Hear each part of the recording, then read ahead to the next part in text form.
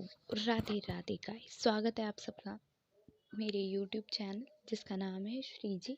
आज जिस टॉपिक पर हम बात करने वाले हैं वो है कुश्ती। ये दो लोगों की कन्वर्सेशन है, तो ये देखते हैं किसकी कन्वर्सेशन है और कैसे करके कुश्ती को एक्सप्लेन किया गया है। इंटरेस्टिंग है ना कि कोई किसी को एक्सप्लेन करे तो हमें ज़्यादा समझ में आता है।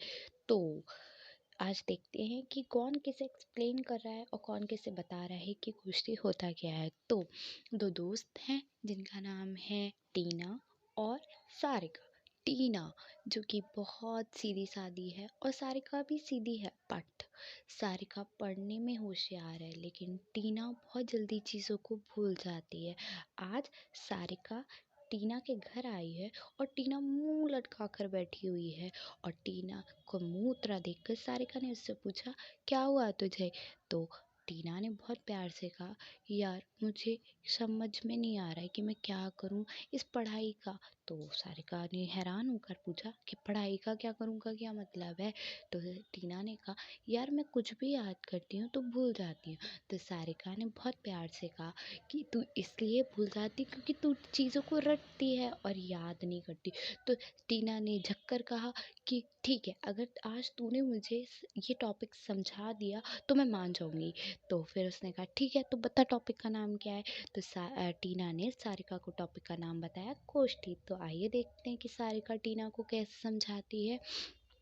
तो सारिका बोलना शुरू करती है, कोष्ठी। भट्टियों को कोष्ठी की संज्ञा से सूचित किया जाता है।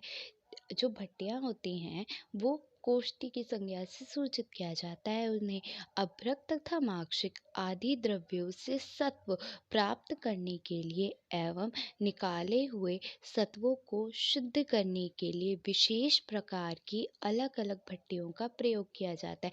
जब हम किसी अभ्रक या माक्षिक किसी भी द्रव्य के जब हम सत्व प्राप्त करने के लिए और उन्हें निकालने के लिए, यानी कि जो हम सत्वों की शुद्धि करने के लिए विशेष प्रकार की अलग अलग जितनी भी भट्टियों का प्रयोग किया जाता है उन्हें कोष्ठी कहते हैं। इनकी विशिष्ट रचना का उद्देश्य तीव्र अग्नि प्राप्त करना होता है। इनकी रचना इसलिए की जाती है ताकि तीव्र अग्नि इन्हें प्राप्त करी जा सके। तो इसके दो टाइप्स होते हैं, एक है पाताल कोष्ठी और दूसरी है अंगार कोष्ठी, गार कोष्ठी, और तीसरी है अंगार कोष्ठी। तो पाताल कोष्ठी क्या होता है? दृढ़ एवं समतल जमीन में 12 अंगुल गहरा एवं 12 अंगुल चौड़ा गोल आकार का गड्ढा खोदकर उसके बीचों बीच में 4 अंगुल गहरा एवं उतना ही गोल एक छोटा गड्ढा बनाकर अंदर से बाहर की ओर भूमि की सतह तक तिरछी नली जोड़ दी जाती है। क्या होता है इसमें? एक दृढ़ एवं समतल, समतल का मतलब होता है जमीन के समतल। जमीन में 12 अंगुल का हम गड्ढा करते हैं, गहरा होना चाहिए, 12 अंगुल ही चौड़ा होना चाहिए, गोल आकार का होना चाहिए। गड्ढा खोदकर उसके बीचों बीच में बिल्कुल उस गड्ढे के बिल्कुल बीच में 4 अंगुल गहरी और एवं उतना ही गोल एक छोटा सा गड्ढा और बना लेते हैं।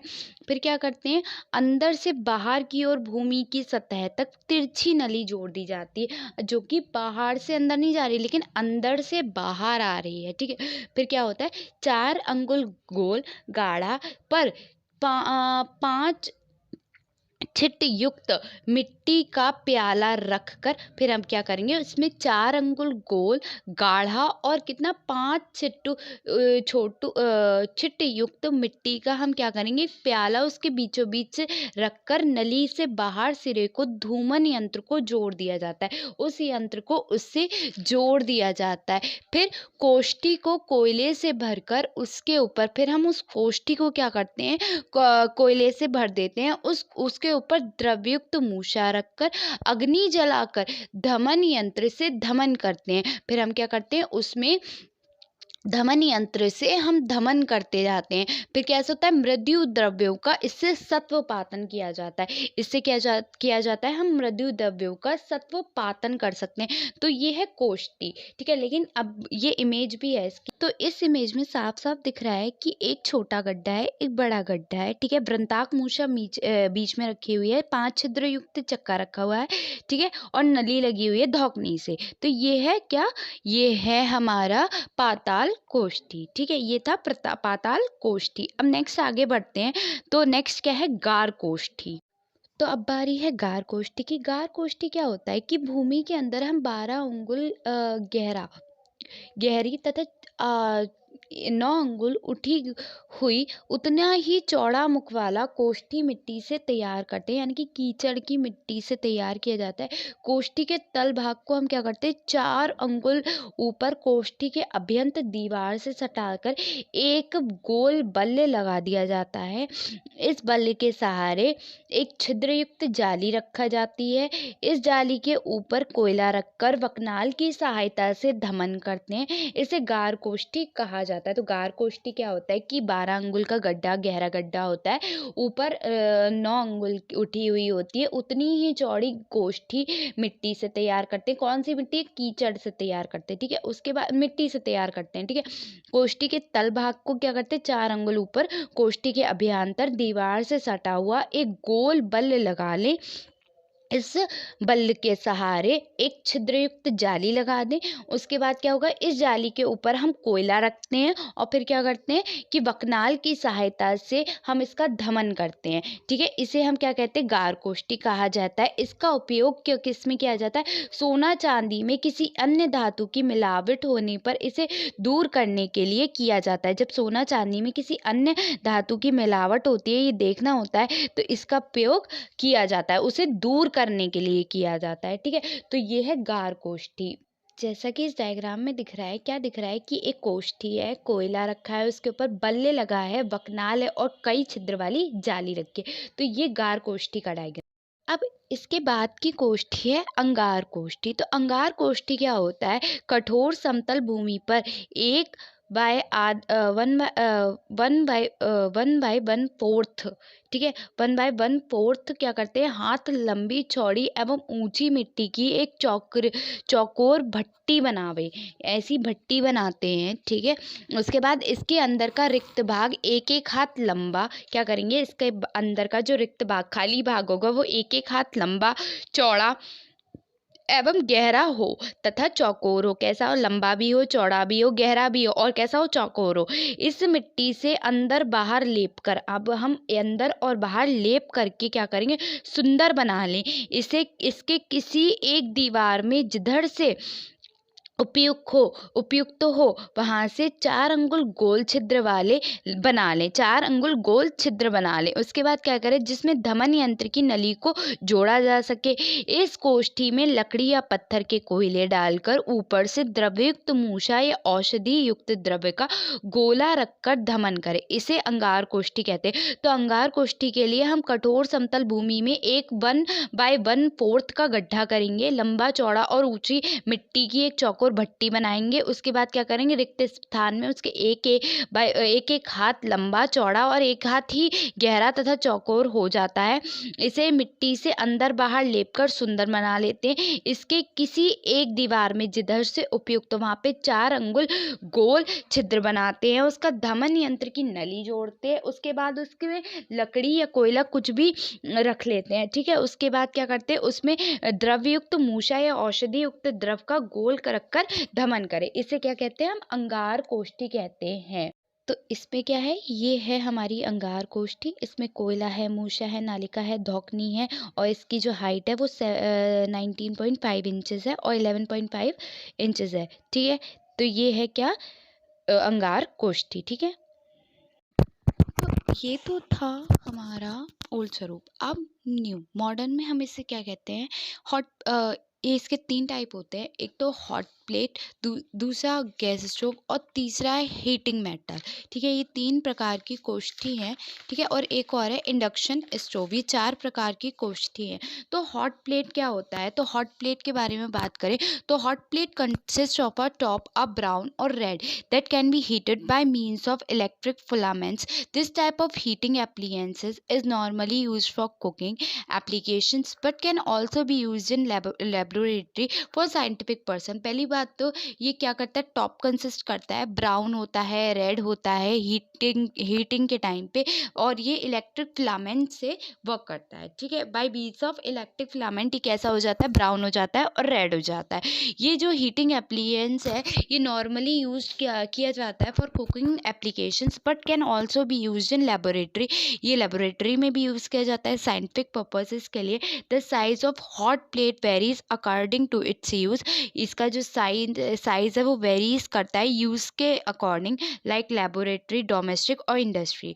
The working of hot plate includes as electric current flow through the wires and electric energy converting into heating energy leaving to the heating of top. क्या होता है कि इसकी वर्किंग इंक्लूड करती है इलेक्ट्रिक करंट के फ्लो को, wire और इलेक्ट्रिक एनर्जी को कन्वर्ट करती है। वायर्स के थ्रू ये वर्क करता है, वायर्स से कनेक्टेड होता है। ये इलेक्ट्रिक एनर्जी को हीटिंग एनर्जी में कन्वर्ट करती है और लीव करती है to the top, heating of top, और ये हीटिंग ऑफ टॉप पे रिलीज कर देती है। ठीक है, अच्छा, इन रशास the hot plate can be use as heating device in तप्त खल्व यंत्र। जो तप्त खल्व यंत्र है वो रशास में हॉट प्लेट की तरह यूज़ किया जा सकता है। Hot plate consist of a knob from which temperature can be adjustable. इसमें एक नॉब होती है जिससे क्या होता है, टेम्परेचर एडजस्टेबल हो जाता है।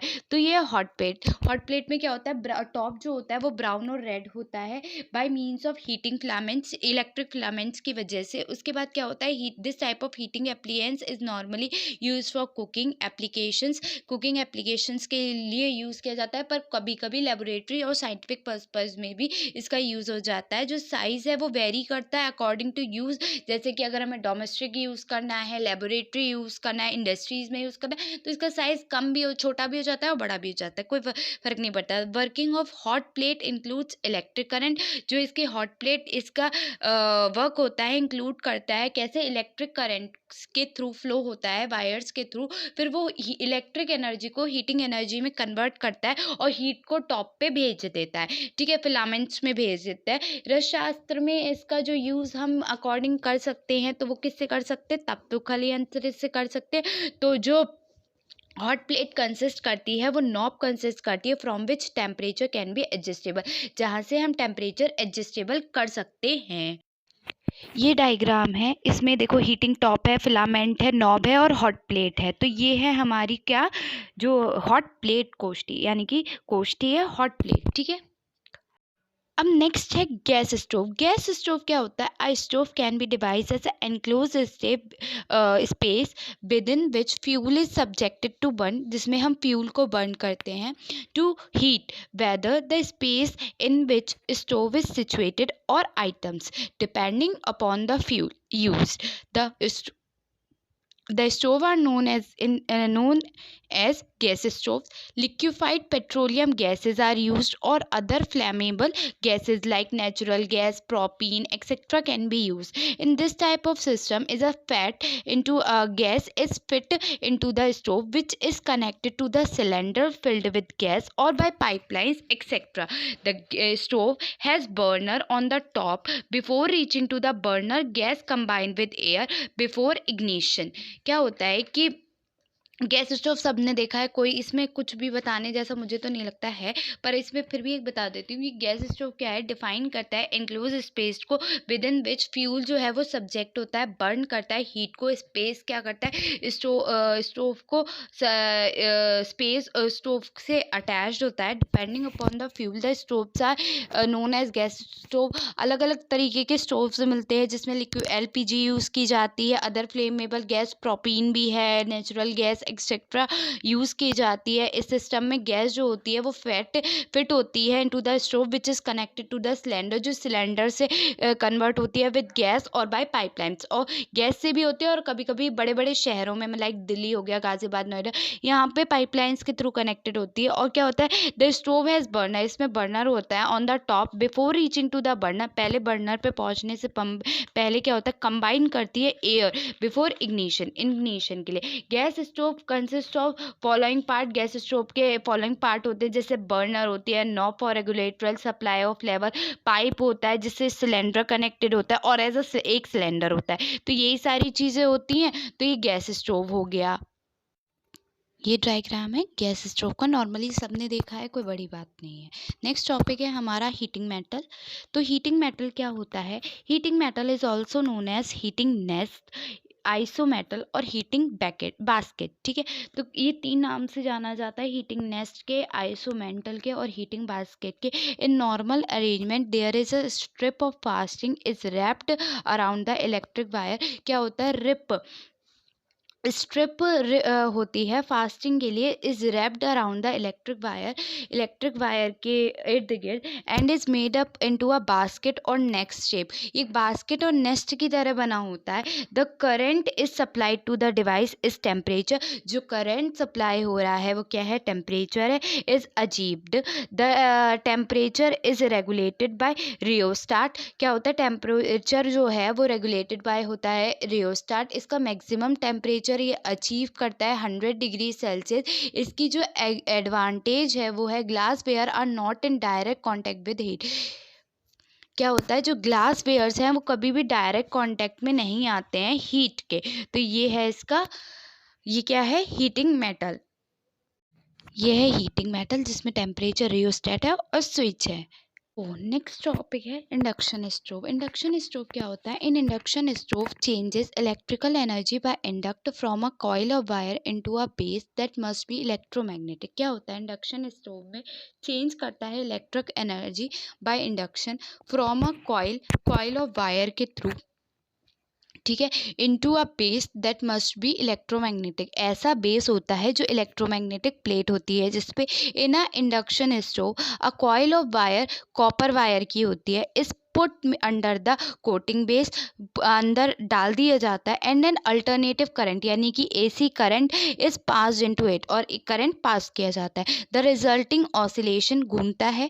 Magnetic field wire loosely induced air electric current into the cord. अब क्या होगा? उस कॉर्ड से इलेक्ट्रिक करंट छोड़ दिया गया। इंडक्शन कुकिंग हीट होने लगेगा। A cooking base by means of induction electrical induction beside to those of thermal conduction or an electrically healthy element, so that the cooking base in this heating must be often or contain ferromagnetic metal। इसमें केवल हम ferromagnetic metal like stainless steel और cast iron रखे जा सकते हैं। Pans made up of, कैसे pans रखे जा सकते हैं? Pans made up of copper और aluminium could not work unless, क्यों नहीं रखे जा सकते? They have additional layer to the bottom of pair that are magnetic. वो मैग्नेटिक होती है। The efficiency of induction is better to that of gas और electric stove. Approximately 10% more energy is transfer.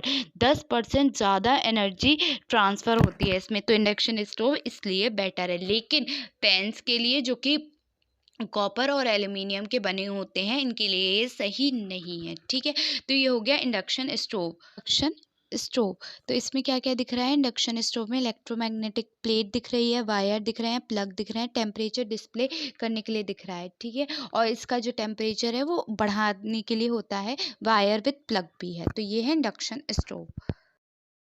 Next question की जिसका नाम है hot air oven. तो hot air oven क्या होता है? It is used for rapid evaporated of material and for sterilization of article like glassware, curable, etc. that can be sterilized by means of dry heating using electricity। क्या होता है?